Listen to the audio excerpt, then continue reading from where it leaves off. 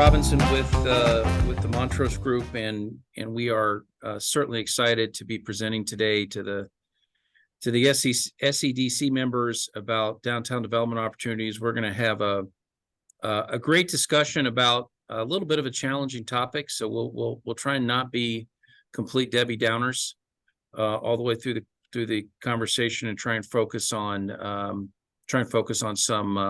some positives out of it as well.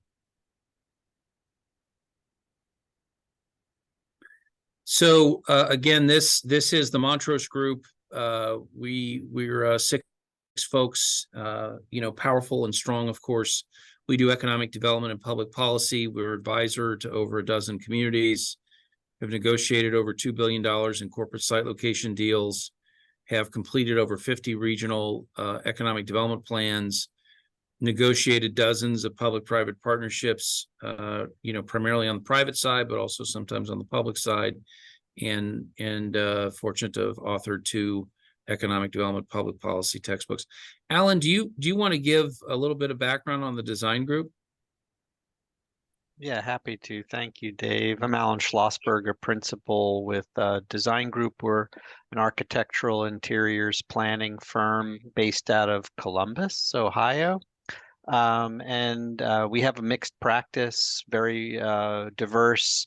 One of the areas of expertise that is a focus for the firm is a mixed use, multifamily commercial work. And just over the last 2 quarters of this year, we've been spending some time focusing on researching some of the topics that are important to this session, and Montrose Group has been integral to, and specifically around some of the commercial to office conversions that have been discussed and part of the public conversation over the last year. So hope to add a few thoughts on that. Perfect. So when we look at really trying to address downtown development opportunities, we kind of break it down into a couple buckets. First is really, you got to define the challenge and the opportunities, and you really can only do that if you're digging into and doing a market analysis. Then you really get into the strategies piece. It's like, okay, we know what we are. How do we move up the food chain and compete better? No better way than to see what else someone else is doing, right? To benchmark against other communities, and then really finally get down to specific tactics. What I would really stress is this isn't as simple as a project, right? This isn't building an arena. This isn't putting in a bike path. This isn't building a park. This isn't figuring out a new use for a building or for a dead mall. You need to build a neighborhood, because we have basically developed central business districts, and I don't care if you're talking about Atlanta, I don't care if you're talking about a suburb, I don't care if you're talking about a small rural town, to mainly be job centers, right? That's it. If it's a small community, it's probably where the courthouse is. If it's a county seat, it's got some offices built around it that kind of serve that market, and some restaurants where folks can go to lunch. Maybe they come down to dinner, maybe there's a theater, but we really haven't designed these neighborhoods to be residential. And that is where a lot of this shift is happening, or a lot of other uses that kind of go along with it. So the reality is, when anyone buys a home and anyone picks an apartment or a condo, sure, it's the space that they're going to move into, but they're really focused on the neighborhood and what services the neighborhood that neighborhood has that really make it attractive. So we're going to really kind of look at all 3 of these buckets.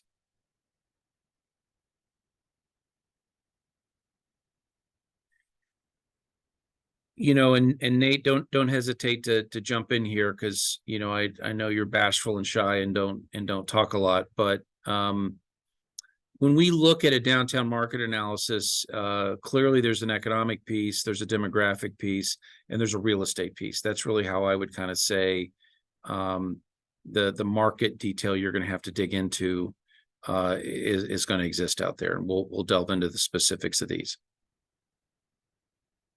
Economic market, 50 ways to measure this. This is a regional GDP comparison at a metro MSA level. Shows a period of time. to basically the total economic output, for these regions. Again, shows they're big regions to start with. They're growing regions, and again, as you see here, the southern communities, for the most part, have been growing faster than their northern counterparts. So a positive economic message that encourages investment is being able to track the fact that there is strong economic growth in a market. People, right? It isn't just how much is the economy putting out, but it's how much you're growing from a population standpoint, because there's a lot of projects that will follow people. Retail follows people, housing follows people, healthcare follows people. So again, looking at a region to kind of say who's really growing out there, and this clearly indicates a market that we want to be in. You're looking at these markets in the South that are all growing. Some are growing faster than others. Some are growing crazy fast, which may present its own development challenges from a cost standpoint. But again, you're going to look to see if that market is growing. Money. And this is really important from a housing standpoint, because what we've seen in a lot of markets is that because the housing market has not kept up with population growth, you certainly see income growth in all of these communities. But the question is the income growth keeping up with the housing costs? And in a lot of cases, I know for sure in the Columbus and Cincinnati market, in a lot of cases, the housing growth isn't keeping up with the income growth, isn't keeping up with the housing costs. And that is basically creating a huge affordable housing question, because this isn't just an issue of folks that are at the lower socioeconomic end of the scale who probably really can only afford tax credit housing or really low rent housing. This is everyone, and it is really just creating a lot of challenges from an economic standpoint, because these regions are doing a great job in producing companies and jobs and corporate site location projects. But the problem is the companies are looking around and say, well, that's great. You've got a great tax environment. We love your workforce program. And it's a great site, but where are my people going to live? And it basically has turned a lot of economic development organizations into focusing on housing, because again, it's a big gap. Office vacancy, and we're going to talk about the doom loop in a little bit. It is it's a massive issue, and we're going to talk about kind of why. But this chart just really outlines some of the larger southern cities. You see Atlanta's off the charts. Really, other than Charlotte, is a little bit better. Some of the others, none of these cities are really doing well from a downtown office vacancy standpoint. Everyone's struggling. Yeah, Dave, if you look at the national market, the national average is 27%, 27.5% vacancy rate. And that actually underreports, because there's people that are still paying leases that aren't actually in the offices. So yeah, it's a problem. A big one. Parking, right? You get into a dense urban environment. Again, it's great to talk about building green space and sprucing up buildings and doing great strategies to recruit more housing. The reality is, in most markets, if people can't find a way to park a car that's near them, those buildings are going to struggle to have office. They're going to especially struggle to have housing, because folks are not going to want to come home at 11 o'clock at night or trying to unload groceries and have to walk 3 blocks from where they park their car to where the housing is. This is an example, McKinney, Texas, a suburban Texas community. It's just one of countless parking studies that have been out there. You really have to understand, looking at this market, and it isn't just the fact that it's growing from an economic and population standpoint, but how are they managing that growth? You need to analyze issues like parking as one of the big ones.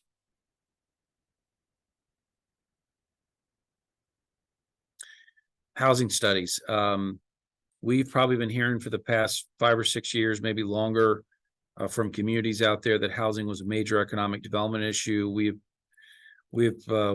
jumped into the business of doing housing studies because, quite frankly, rural, suburban, urban communities are all figuring out how they can pitch their wares to a lot of housing developers. It's kind of switching a little bit. It used to be the housing developers pitching their wares to the local governments. I think that pitch is switching a little bit. I think the communities are starting to feel the pressure to develop more housing. Obviously, developers will do housing studies as well, but you really need to understand what is the market for residential development before you ever talk about converting an office building into housing, because you have to have a market that's going to be appealing. And it isn't just is there a demand for housing, but it's also the price point for the housing, because again, you get local governments pushing for lower price points, but the reality is for a lot of larger scale private developers, some price points for housing can be so low that it just doesn't make any sense, financial sense, for them to make the multi-million-dollar investments and to develop housing in a market if they can't get an adequate rent.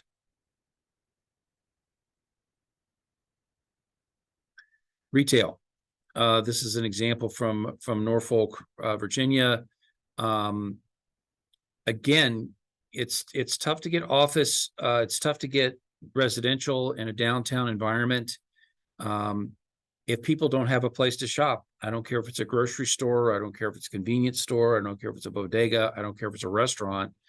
In part, COVID-19 really did a hit job on a lot of the retail establishments, brick and mortar retail establishments, I should have had, but a lot of the restaurants, a lot of the bars, a lot of that entertainment, quality of life facilities. So a lot of communities will go through and do a retail study to figure out what they have and what they can do to improve it. Is it a zoning issue? Is it a parking issue?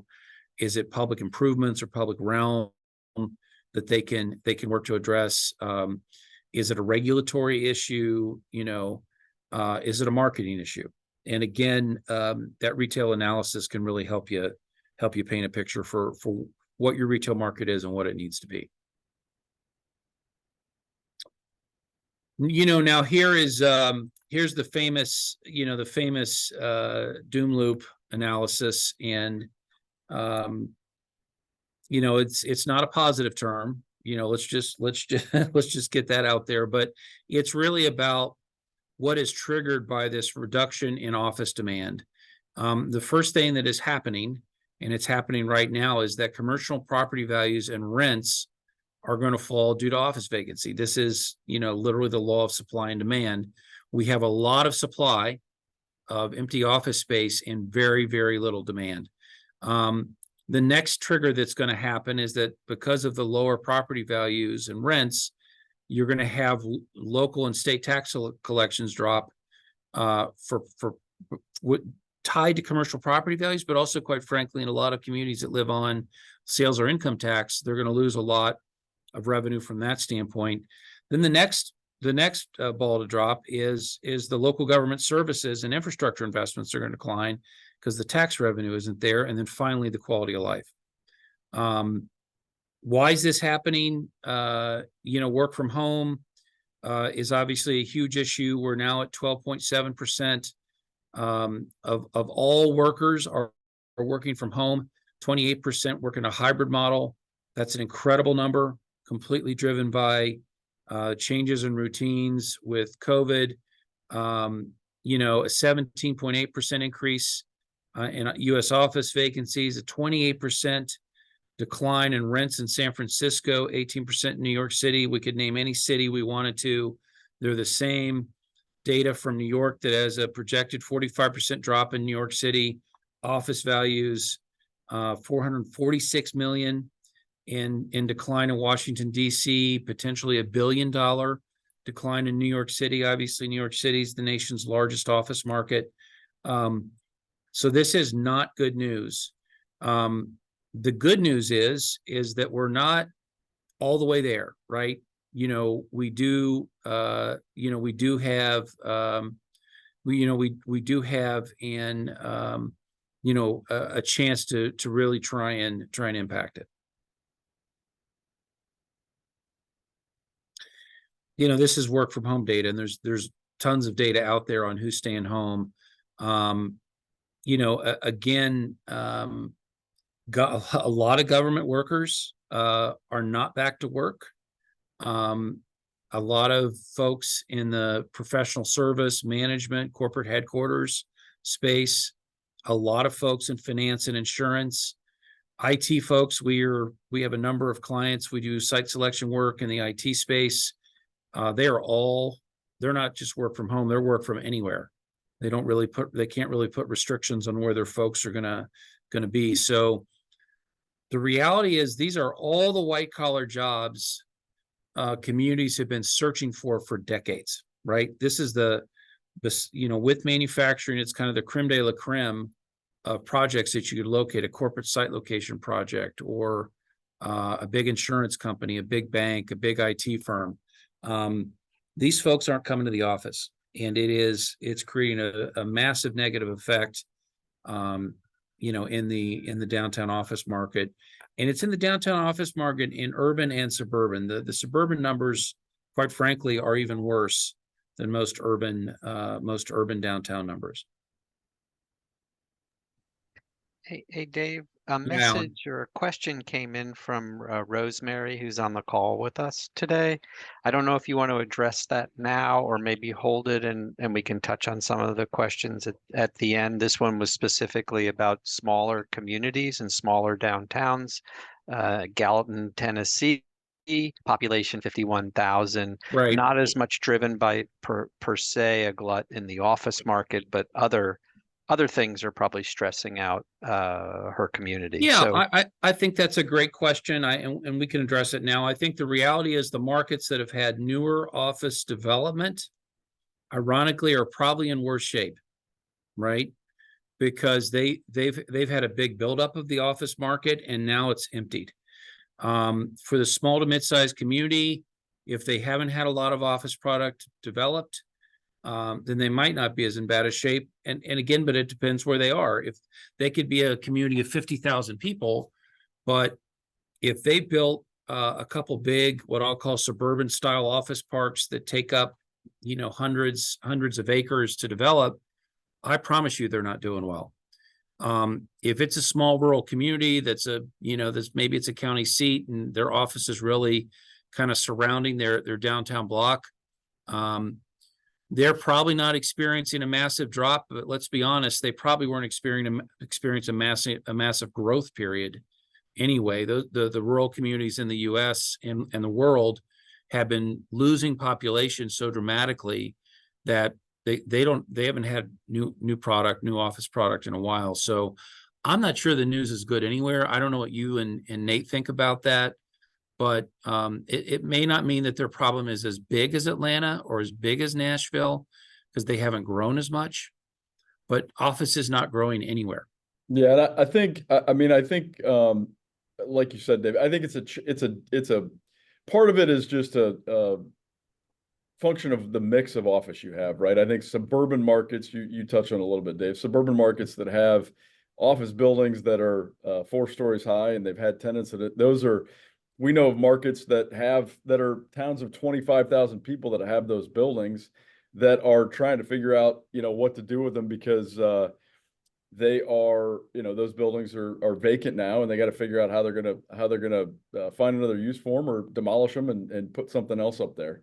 I think rural areas that have downtowns that have office space in them, they're probably not going to be as impacted by this because those office, I think those vacancy rates in those office markets generally, if there is an office there that's open, there's people that are going there. I think those markets have, challenges with just renovating and rehabbing older historic spaces. Rosemary, I don't know what kind of space you have in your market, but that's I think it's kind of different wherever you are. Our population has grown exponentially from about 34,000 in 2015 to 51,000 today. And obviously Wow. that's because of the popularity of Nashville in this region. Yeah. We don't have office space downtown. We don't have empty office buildings anywhere. So, I mean, that's not an issue for us. I mean, I'm getting some good overall economic development information from this presentation.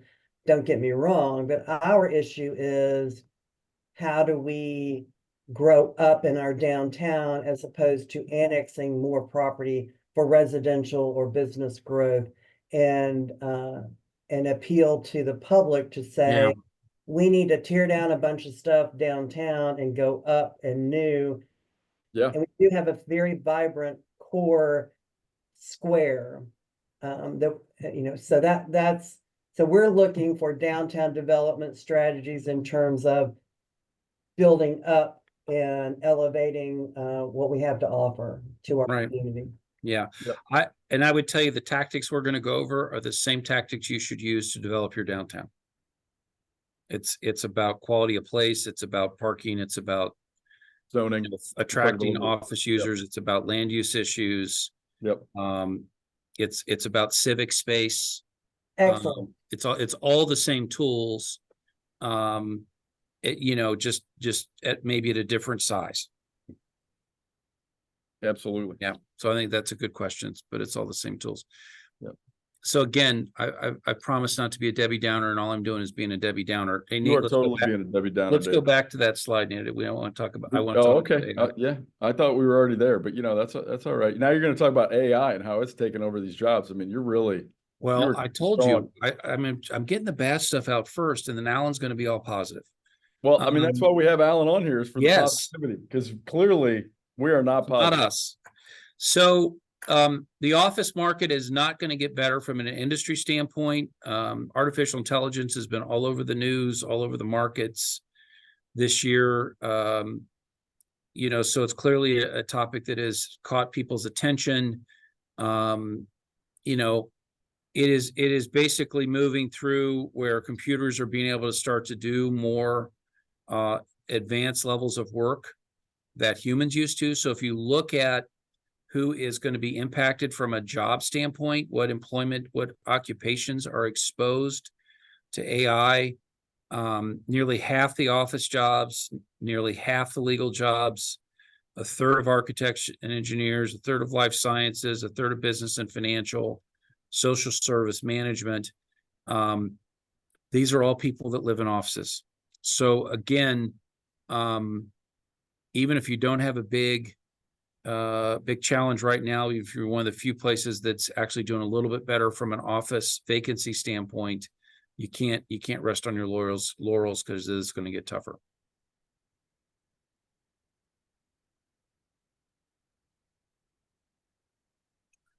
Measure downtown residents, right? And again, this is different places. Richmond has been crushing it. We're going to talk a little bit about Richmond later. Really, other than Charlotte, all of these communities are doing great. We were just in Austin earlier in the year, and downtown looks like it's one high-rise apartment complex after the other. So I have no doubt that Austin will be catching up. Rosemary was talking about Nashville, obviously had a ton of growth. So again, you got to look at what is the base of your downtown residents to tell you that, do you have something good that's going, or do you make some improvements to try and catch up?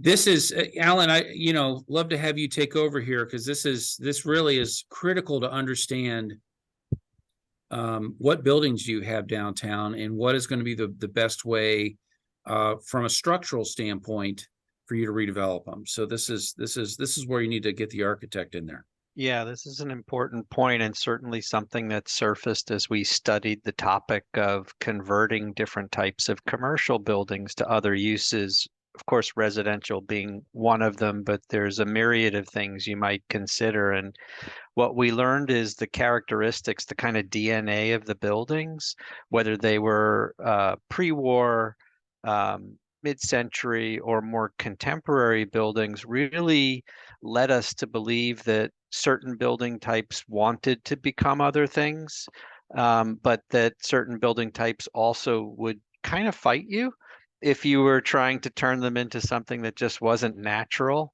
to that building form or to the systems in it, or perhaps to its ability to up convert for codes and life safety requirements. I'll talk a little bit more about this later in the presentation, but it's a very important aspect of how you look at existing property and begin to assess what types of things you could consider it for in the future.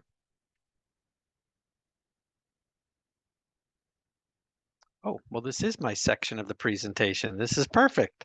Absolutely, Alan, it's yeah. all you. It's all good. So this is where I get to excite everyone.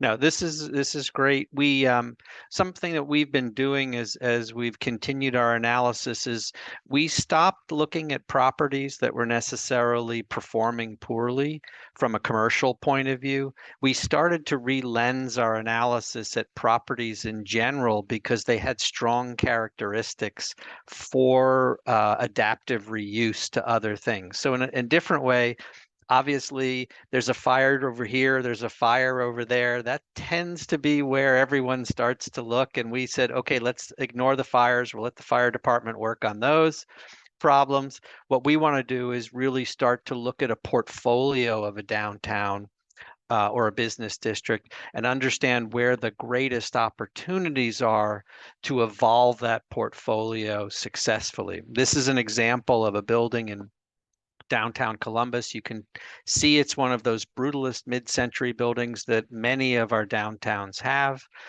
Built in the mid 1960s. It's a modest scale, 12 stories, 14,000 foot floor plates, currently partially occupied, but it has a lot of the characteristics of commercial buildings that might be in decline relative to their tenant and vacancy. Next.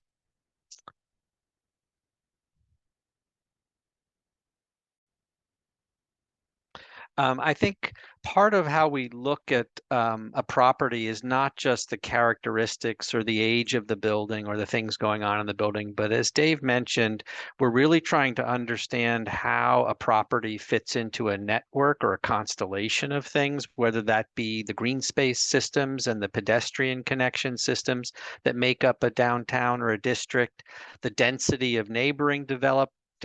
Does this particular property stand out in some way, or is it more of a background building that helps frame other things to happen? And then, of course, there's a lot of flexibility that comes perhaps in a location where you have a building and some available land near it or adjacent to it that allows you to mix some new construction with some adaptive reuse to address different market tendencies. Next. It's really important that we step back and try to assess things from a broader point of view. Again, I think what is so important here is to not try to think of buildings in isolation, but to think of systems and networks and resources connected together, and stepping back and doing kind of a strengths, weaknesses, opportunities, threats analysis to understand, most importantly, what problems are you trying to address, and how can the actual physical properties help you address all of those things? Some of what you may be addressing is policy. Some of what you may be addressing are rules and regulations and their relative flexibility in enabling you to reposition your real estate. So there's a whole wide range of things you want to step back from and start to look at.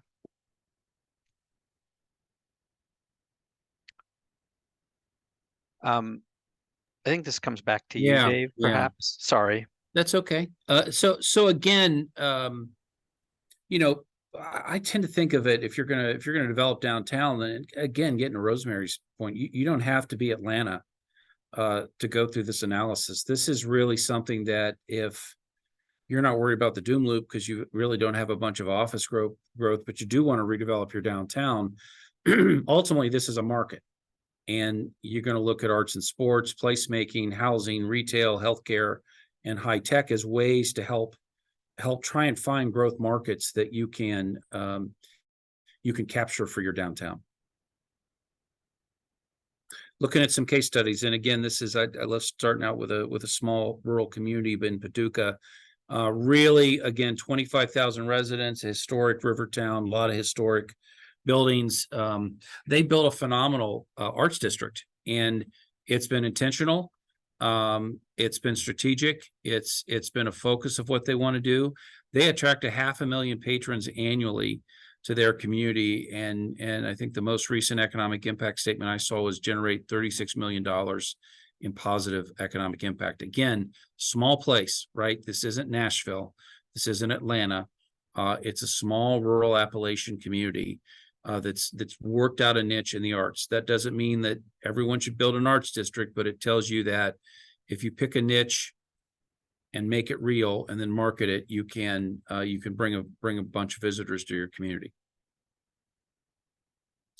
St. Pete, the brother of Tampa, the sister of Tampa, however that works.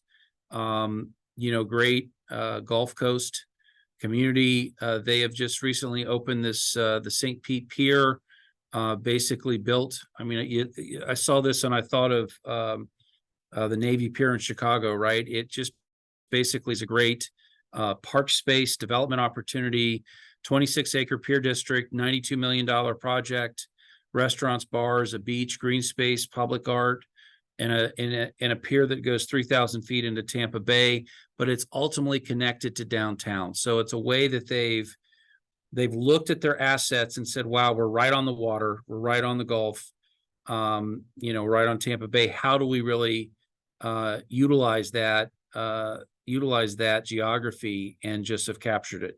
Not everyone's on Tampa Bay, but the reality is everyone has geographic assets, and you have to find a way to really capture them. And this is really great because it's a public space, but it's also got a lot of entertainment, private sector entertainment aspects to it. Stadiums. I mean, what would downtown development be without stadiums? And again, not every community is going to have this. Not every community is going to have an NFL football team like Nashville does, but I saw I could have put a similar slide up here for Richmond with a AAA baseball team, or a single A baseball team, or a double A. So again, all sorts of opportunities for sports venues that can generate crowds, can generate attention, can generate profile. And again, this is just one example. It's a big one of an NFL team in Nashville. Dave, I always think of the example of the Savannah Bananas. Yeah, absolutely. That's a great, a sort of a minor league team that's taken off for a whole entertainment reason and appeals to an entirely new audience. And actually, it's really hard to get tickets to their games. Yeah, absolutely. That's a great example. Great example, Alan. Downtown Richmond has had a phenomenal growth. I mentioned the 21,000 residents. Started with a master plan. Again, that's another great point, that very few of these downtown developments succeed on their own. They're intentional. They have a master plan that starts it. Could be land use. It could be land use plus an economic development strategy. Richmond has used economic development incentives that can drive a lot of investment, but their numbers have really, really been amazing. Obviously, they've got a river, but quite frankly, most major cities started because they had water. They had a link to the water because that's how the folks got there. So figuring out how to use your waterfront, how to develop, but ultimately, this is a great example of a mid-sized urban market that quite frankly wasn't growing as fast as the rest of Virginia. The Northern Virginia corridor has been booming, but now Richmond, quite frankly, is, I think, really catching up. And I think they're driving a lot of residents downtown, and that's going to do nothing but help address the growth of more office, but also filling in the existing office space that might be struggling. Lexington, another great, mid-sized urban market, had a lot of growth, a lot of success, big base of workers, big base of students. The university is near downtown. It's not really in downtown. I wanted to point out the success of their farmers market. Again, you don't have to be Atlanta, Lexington, Nashville to have a farmers market. It's something that can drive engagement, build a little quality of life, and to me a good example. But what I really want to point out with this benchmarking exercise is, like a lot of other successful downtowns, they have in essence, an economic development corporation that operates with public and private support, whose mission in life is to help support their growth of downtown. And you could really point to most successful downtowns, and that's what they have leading the effort. It's an economic development corporation. So leadership matters too. Austin. I mean, Austin's growth has been kind of off the charts. Austin uses a special assessment program. In Texas, it's called a public improvement district, where they in essence, the property owners downtown have to vote for it. In the case of Texas, they have to renew it every year. Again, it's operated by a economic development corporation that does nothing but focus on downtown Austin, but they've led to a lot of great public improvements in the downtown core. So what tactics do you use? How do you go about this? And again, this would be similar to what we would put together in doing a downtown development strategic plan. What are your goals? Who's your leadership? What's your office reuse strategy? What industry are you going to attract? And then how do you look at the public space component? Big, hairy, audacious goals, right? It's the good to great model that I love from a business development, business operations standpoint. How many jobs do you want to have in your downtown? How many residents do you want to have? What are some sustainability goals? What from an environmental standpoint could you do? What kind of mobility goals? How are you going to make this a neighborhood where, sure, a lot of folks have cars, but maybe a lot don't? That you've built that density up, that maybe transit's going to become an attractive option. So I think all really good downtown strategies build a tactic in that has setting some aggressive goals. Leadership, I'd mentioned this. And again, to me, it doesn't matter if it's Austin or Lexington, Richmond, Norfolk, St. Pete. All of these groups will have an organization that focuses on downtown. They'll have a plan for downtown, and really important, they have stakeholder engagement. They talk to the residents, they talk to the property owners, they talk to the businesses, they talk to government. They have everyone engaged in trying to make downtown successful. And I'll tell you, that's something that's relatively new. I think part of the reason downtowns are struggling a little bit, again, doesn't matter, rural, suburban, or urban, we've kind of taken them for granted. They were just big job centers that we collected taxes from because that's where the company's located, or that's where the courthouse was, or that's where government was located. The suburbanization of development has basically changed that years ago, and now with the double whammy of work from home and adding in AI, we really need to have a big focus back on downtown. A great example of an organization, Baton Rouge, again, a mid-sized urban market. They have a downtown development district group that is focused on their downtown. They have a master plan. They have district plans, parking plans, entertainment plans. All of this goes back to the 1990s. So the success Baton Rouge has had in their downtown is not an accident. Very focused on developing an arts and entertainment district. very thoughtful about saving historic structures and redeveloping those.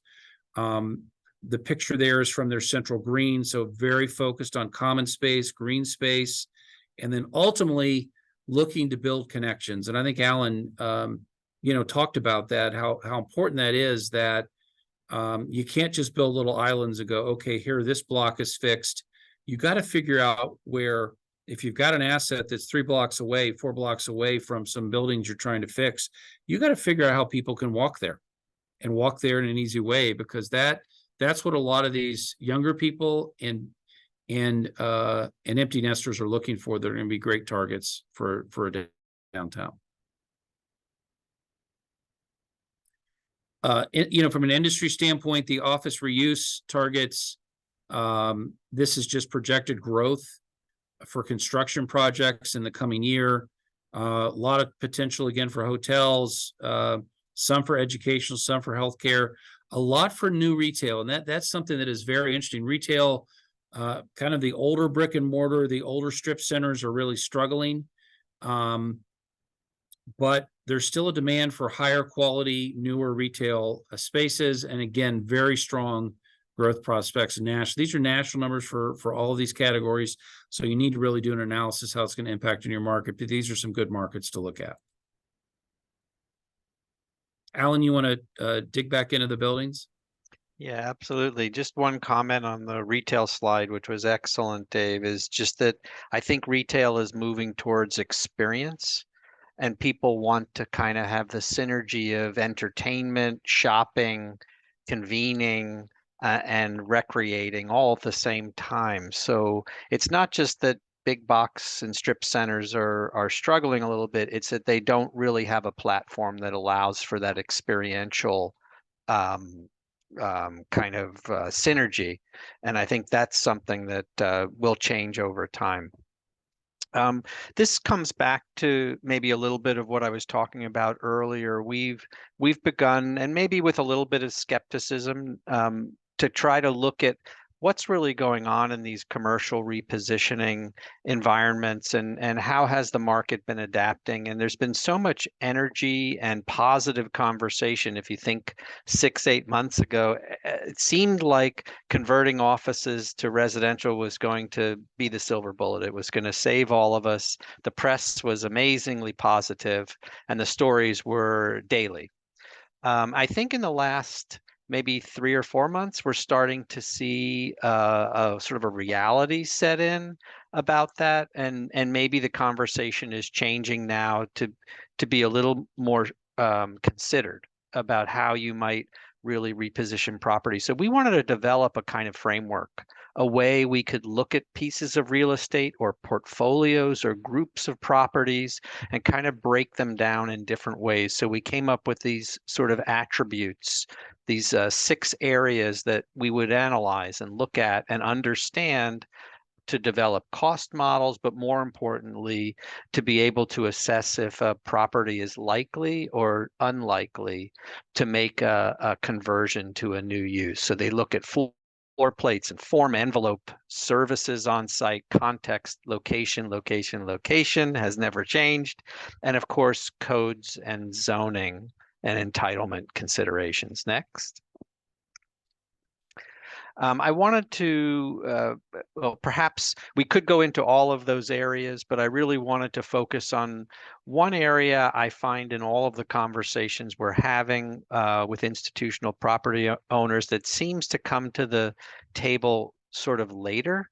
It's quick to talk about and easy to talk about turning office cubicles into kitchens, and how many units can I get inside this building, and how easily will the systems in the building adapt to what I want to do, as an example.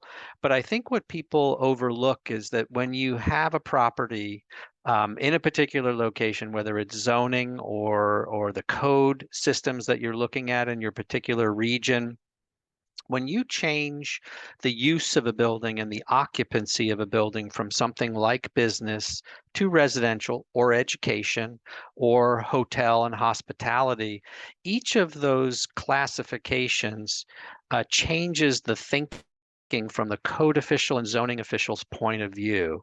And those changes trigger reevaluations of those properties, whether it's reevaluation of the zoning and the approved use that comes with that, particularly in single zoning districts, but also from a building code and life safety point of view, from the standpoint of the hazard classification. Just using the example, offices are fairly low hazard.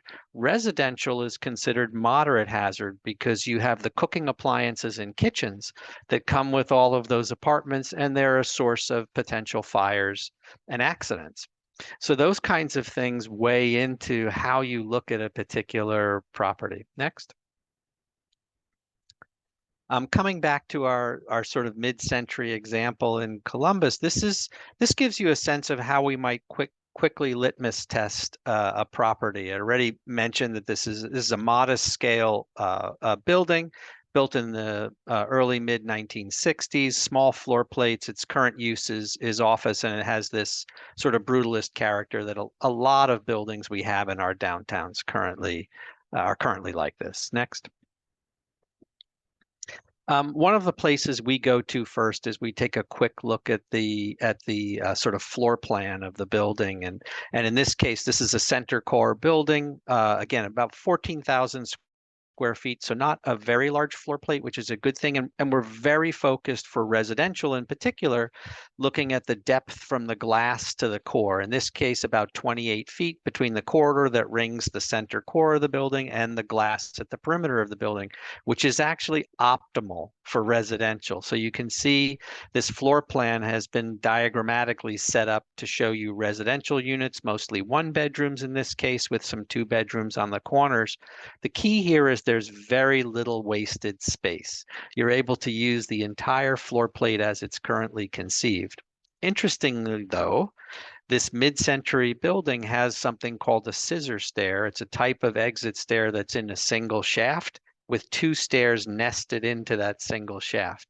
That's actually not allowed in today's code. So something that would have to be addressed in this particular property is either grandfathering that stair condition with the use conversion, or perhaps, as you're seeing here in red, adding a second stair in some of that unused core space in the middle of the building. Next. When we kind of map the building vertically and look at the adjacencies of blocking and stacking those units, we can see how we can fill the belly of the building up with units on the perimeter. But there's also other considerations about the streetscape. What kind of retail, lobby, restaurant experience can we bring to the streetscape? Does the property have parking adjacent, surface, underground, nearby? And where do we want to put tenant amenities? And how might we augment this residential property with the things that make it attractive and authentic for the tenants that might want to live here? Next.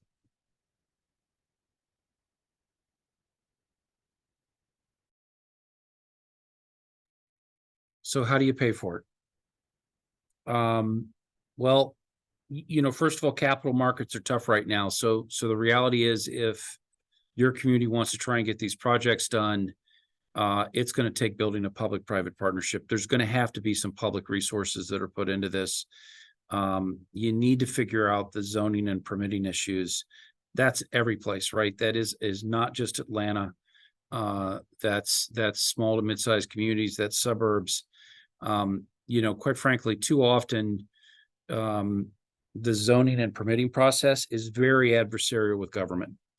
The government tends to see themselves as the decider and regulator of all land use, and quite frankly, they act like it sometimes. So we need, especially because I know there's a lot of economic development folks, participating in this event today. You need to be advocates, right? You need to work with the zoning department. You need to work with the permitting department. If something needs to be grandfathered, if there needs to be a variance, if there needs to be a wholesale change to your zoning code. I know communities that are updating zoning codes. Your zoning code may not even have the term mixed use in it. So maybe I would charge you with a little bit of a homework assignment to go figure out if your local zoning code defines a mixed use, because that is the type of project that you want to attract.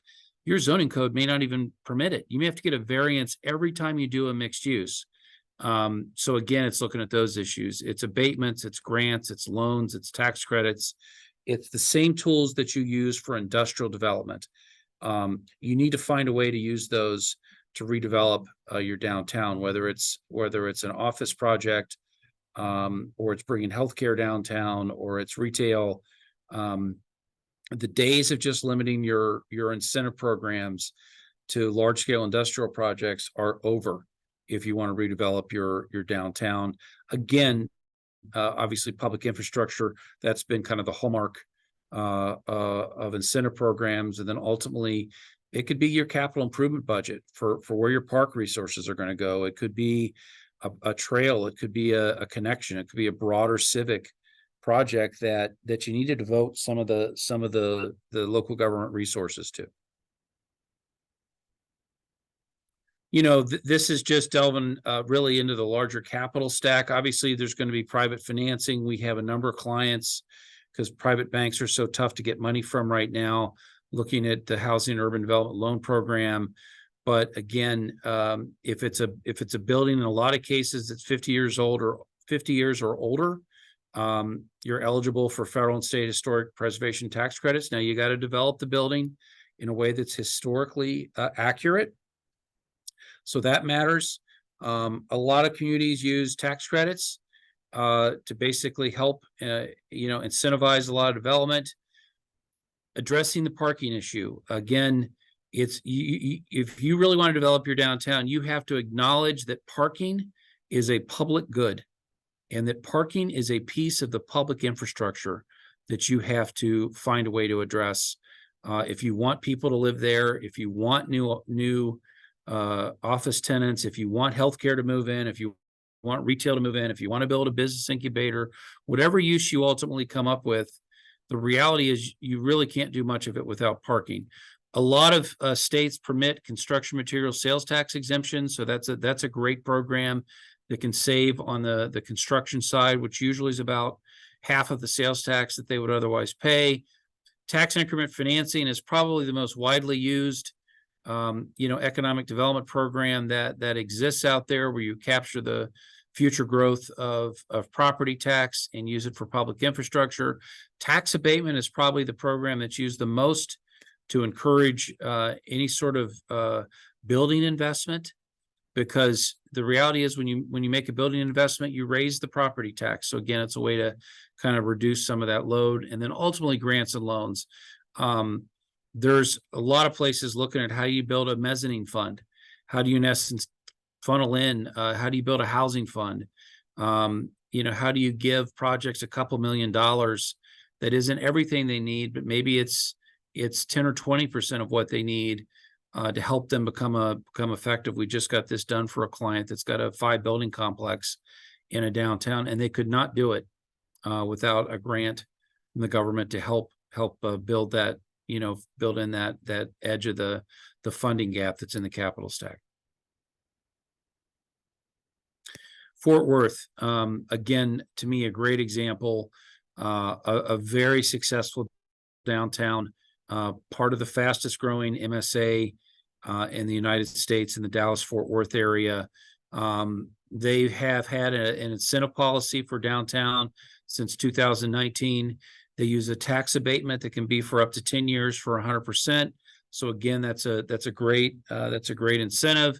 They have a TIF to develop public infrastructure, again, parking. And in Texas, this is a state law issue and something you should look into. In Texas, you can use TIFs to pay for historic property preservation and to pay for residential development. A lot of states don't have that in their state law, in their programs. And if you want to know why places like Texas are growing, look at how they structure their TIF program. Guys, it's not an accident. Places that want to grow build flexible incentive programs that encourage investment. And Texas does that with their TIF program. They have economic development grants. Texas has a sales tax program that they can through voter approval at the local level. In a lot of cases, this is a separate grant program. that they actually, there'll be more incentives granted in a Texas economic development corporate site location, downtown redevelopment project at the local level than the state, because they have grant money. They're using the Texas Historic Preservation Tax Credit, which can be 25% of the eligible rehabilitation costs. And they obviously also have a Texas housing tax credit program that's really geared towards low-income folks. Again, downtown Fort Worth is doing great, but it's not an accident. Alan, Nate, I don't know if you have any, any closing thoughts. We're really excited about the future of downtowns. I know it is challenging, and I know it's easy to get depressed about the doom loop, or have an empty suburban office park, or be in a rural community that's struggling, or just, be a mid-size, 50,000 person city, as Rosemary pointed out, that's kind of looking for ways to spruce up downtown. I think I look at this as an opportunity to completely develop an amazing neighborhood that 20 years from now, people are going to just assume it was always that way. But yeah, I think that's the biggest thing, is the opportunity it presents, right? The opportunity that we have right now to reshape these downtowns and do different things. I think that's the biggest deal. Rosemary did offer another question to us in the chat. I didn't want to break in, but I thought it was an interesting one. Let me paraphrase here. It says that we're in the beginning of an overhaul of our city zoning ordinance. Can you point to some perhaps examples of effectively implementing zoning regulations that are flexible, but also accommodate the uniqueness of downtown developments? And I think the authenticity of certain places, like the uniquenesses of that location, to maybe help Rosemary think about her own region. Well, and it's a great question, because it's big towns, big and small, need to really look at this. I would point to Columbus's downtown zoning code, that basically all it is an architectural review. Which Columbus? Columbus, Ohio. I'm sorry. So Columbus, Ohio has a downtown zoning code that basically permits anyone to change the use of a building to whatever they want, as long as it passes an architectural review. So you don't have to get a variance, you don't have to get a zoning amendment, and actually there's no parking requirements for any of the downtown buildings. So it's expedited, it's quick. I think it's a great model. The reality is, the less you make, the fewer hoops you have in the zoning process, the easier you make it to attract investment. So you could still do an architectural review, which protects kind of the integrity of the buildings.